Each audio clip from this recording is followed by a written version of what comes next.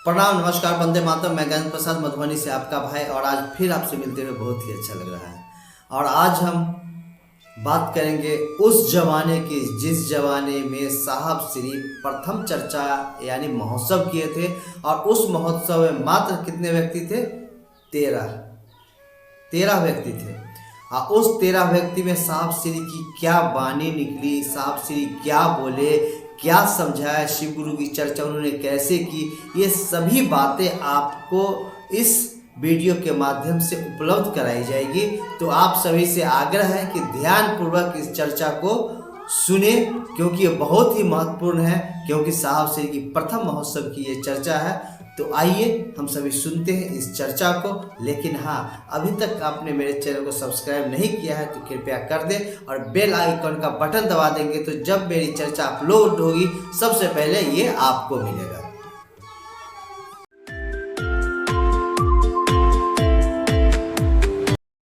आज का दिन इतिहास के पन्नों में दर्ज होने को आतुर था। शायद प्रकृति भी समझ रही थी कि शिव स्वयं अपने गुरु स्वरूप की सार्वजनिक व्याप्ति के लिए विराजित हैं, अपने शिष्यों की सोच में, उनके विचार में और उनके निश्चल प्रयास में। चर्चा की शुरुआत नीलम आनंद द्वारा रचित भजन जाग एस महादेव जगाद महादेव से हुई। मानो ये भजन उस शमशान में जली हुई चिताओं के निमित्त नहीं, अपितु हार मास से सुगठित शरीर वाले मनुष्यों की सुषुप्त चेतना की जागृति हेतु था। मानव चेतना जो स्वनाम धन्य का शिकार हो गई है, उसी के वास्तविक स्वरूप के अभिज्ञान के लिए ही थे इसके एक एक शब्द। जैसे कह रहे हो, जो आज तुम हो ये वही कल थे, और जो ये आज हैं वो कल तुम होगे। चेतना का ये शाश्वत, सार्वभौम, सर्वशक्तिमान स्वरूप सामान्य ज्ञान से परे है। मनुष्य के पार्थिव शरीर को अपना आवास बनाकर यही आत्मा अपना परिचय मैं के रूप में देती है। गुरु कोई बाहरी शक्ति तो है नहीं, वह हमारे ही अंतर्निहित एक महान शक्ति है जिसमें अनंत संभावनाएं छिपी हैं और हम अज्ञानता में इसके अस्तित्व की तलाश में लगे हैं। भारतीय मनीषा ने माना है, अहम ब्रह्मास्मि, मैं ही ब्रह्म हूँ, तथा चिदानंद रूपा शिवोहम शिवोहम। लोग प्रतीक्षा में थे। साहब हरींद्रानंद जी ने चर्चाएं तो अनेकानेक की थी, पर आज की बात और थी। मंदिर की देहरी, नदी की कलकल ध्वनि और शमशान की वह मातमी गंध, सभी अपनी प्रक्रिया रोके उस महामानव की वाणी को सुनने को आतुर। महेश्वर शिव गुरु हैं विषय पर उन्होंने सारगर्भित चर्चा शुरू की। वे कहते हैं कि मनुष्य की जागतिक इच्छाओं को परमात्म प्राप्ति की इच्छा में परिणत करने का कार्य किया है गुरुओं ने। इन गुरुओं की श्रृंखला में शिव प्रथम गुरु हैं। वे आदि गुरु हैं, शिव तंत्र के प्रणेता तथा सभी आध्यात्मिक विधाओं के परमज्ञाता माने गए हैं। उन्हें सभी गुरुओं का गुरु कहा गया है। ये जगत परमात्मा की इच्छा से सृष्ट है। मांडुक्योपनिषद का कथन है, इच्छा मात्र प्रभो सृष्टि। उस इच्छा में की इच्छा से प्रारंभ होती है लीलानंद की लीला। चलता है कालचक्र और सृष्टि के विकास क्रम में सृष्ट होता है मनुष्य। परमात्मा इच्छा करने को स्वतंत्र है और वे ही करता है। इनके साथ आए लोग मंत्रमुग्ध तो थे ही, वहीं कुछ लोग इधर उधर से भी आ गए थे, वे भी इनकी चर्चा सुनने लगे। साहब कहते हैं, मनुष्य भी इच्छाएं करता है, परंतु परमात्मा की इच्छा से मनुष्य की इच्छा भिन्न है। परमात्मा की इच्छा सृष्टि की नियामक शक्ति है, जबकि मनुष्य की इच्छा का फल अनिश्चित है।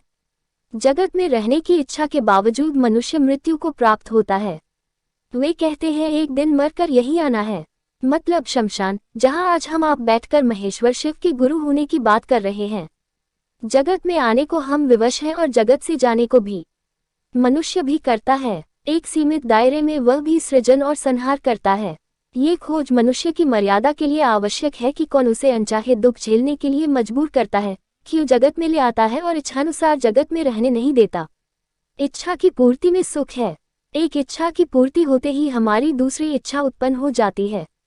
शास्त्र कहते हैं कि मनुष्य की इच्छा का उद्गम परमात्मा की इच्छा से है। जहाँ इच्छा करने की विवशता नहीं, वहीं आनंद है। आज मनुष्य मात्र जगत की इच्छा करता है। साधना पूजादि भी जागतिक सुख प्राप्ति के माध्यम होकर रह गए हैं। संत ज्ञानदेव का संदर्भ देते हुए साहब कहते हैं, ज्ञानदेव ने कहा है कि जगत गुरु के रूप से अभिहित होने वाले भगवान शंकर द्वारा उपदिष्ट साक्षात ब्रह्म विद्या जो दया से निरंतर आर्द्र है, वह संसार में सदा विजयनी है। हम उसे सदा नमस्कार करते हैं। शिव ईश्वर के रूप में विश्वमूर्ति एवं चिदानंद मूर्ति हैं। समभाव से चराचर जगत में विद्यमान हैं। भक्त अभक्त, देवता दानव, चिकित्सक रोगी एवं जन्म मृत्यु में अक्षुण्ण रूप से विराजते हुए भावातीत सत्ता हैं। भक्त उनसे मनोवांछित फल पाते हैं और शिष्य परम ज्ञान। शिव का साधु वेश शिष्य को न्यूनतम व्यवस्था में रहने का आदर्श प्रस्तुत करता है। भर्तृहरि ने कहा था, भोग न भुक्ता वयमेव भुक्ता, तृष्णा न जीर्णा वयमेव जीर्णा। लोगों को इंगित करते हुए हरीन्द्रानंद कहते हैं, साधुता कहती है कि रहना नहीं देश बेगाना है, तो फिर जागतिक सुखों की ओर भाग दौड़ कैसी। शिष्य आचरण से सीखता है, अतएव गुरु आचार्य होते हैं। शिव तो आचार्येंद्र हैं। शिव की पूजा कर अनेक ने अतुल धन वैभव प्राप्त किया और उन्हें गुरु मानकर अगस्त्य, दधीची आदि से लेकर मत्स्येंद्रनाथ तक ने जन जन को आध्यात्मिक आलोक प्रदान किया। कवि रविंद्रनाथ टैगोर ने अपनी कविता में कहा है, आमी नटराजेर चेला, चित्ताकाशे देखछी खेला, बांधन खोलार सिक्छी साधन, महाकालेर त्रिशूल नाचे। शिव आदिकाल से जगत गुरु की उपाधि से विभूषित हैं। सभी सद्गुरुओं ने उन्हें गुरु माना है। सद्गुरुओं में व्यक्तिगत स्वभाव एवं रुचि के आधार पर विभेद है। किसी सद्गुरु के द्वारा सन्यासी होना आवश्यक बताया गया तो किसी ने गृहस्थ आश्रम को बाधक नहीं माना। ये सन्यासी गुरुओं के साथ साथ गृहस्थ गुरुओं के भी गुरु हैं। वे स्वयं गृहस्थ हैं, शमशानी और नेहंगी भी हैं। महेश्वर शिव में सभी आध्यात्मिक विधाओं की स्थापना है। जगत गुरु होने के कारण जगत का कोई भी व्यक्ति उनका शिष्य हो सकता है। अब यथा नाम तथा गुण वाले गुरुओं की कमी होने के कारण आवश्यकता हो आई है कि गुरुओं के गुरु शिव का शिष्यत्व स्वीकार किया जाए, उन्हें अपना गुरु मानकर शिष्य भाव उत्पन्न किया जाए। घर घर के बाबा शिव ही जगत गुरु हैं। वहां बैठे लोगों की ओर उन्मुख होते हुए वे कहते हैं कि इनकी पूजा सांसारिक समृद्धि ही नहीं देती बल्कि शिवत्व भी देती है। व्यक्ति की मानसिक चिंतन धारा स्वार्थजनित तटबंधों को तोड़ सर्व में होगी। मन का भैरव स्वतः दैविक और भौतिक कष्टों को अपने त्रिशूल से विदीर्ण कर देगा। शंकराचार्य ने कहा है कि शिव गुरु का मौन व्याख्यान शिष्य को संशय मुक्त करता है।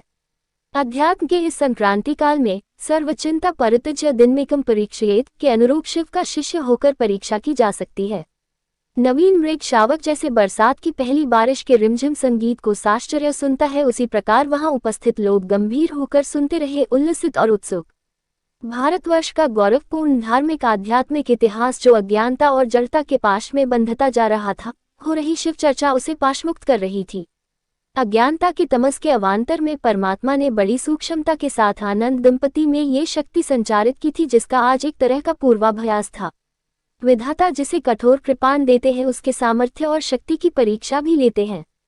कपिलेश्वर की उस शमशान भूमि में हुई चर्चा और भजनों के संप्रवाह से ऐसा लग रहा था जैसे शिक्षा और ज्ञान के आदि प्रवर्तक स्वयं दक्षिणामूर्ति सदाशिव ने प्रत्यक्ष विग्रह धारण किया हो। पटना से आए हुए अन्य शिव शिष्यों ने भी शिव को गुरु मानने के बाद प्राप्त अनुभूतियों से एक दूसरे को अवगत कराया। आयोजक के रूप में एक दो स्थानीय लोगों ने आभार व्यक्त किया। चर्चा समाप्त हो गई। इस तरह से महोत्सवों और संगोष्ठियों का आयोजन आरंभ हुआ। निश्चित रूप से आप सभी इस चर्चा को सुने होंगे और निश्चित रूप से बहुत ही अच्छा लगा हो, क्योंकि हमारे साहब के द्वारा शिव के गुरु स्वरूप की बातें कही गई और बहुत ही प्रेरक और अनुकरणीय बातें हैं। तो आइए हम सभी इस बातों को लेकर अन्य भाई बहनों को भी शेयर करेंगे और इस वीडियो के लिंक को हम विभिन्न जगह शेयर करना चाहिए हम लोगों को। तो बताइए कि शिव मेरे गुरु है और प्रथम चर्चा जिसमें 13 आदमी की उपस्थिति थी, साहब श्री क्या बोले, ये तभी संभव है जब आप इस वीडियो को शेयर करेंगे। चलिए फिर मिलते हैं किसी एक वीडियो में, तब तक के लिए प्रणाम, नमस्कार, वंदे मातरम।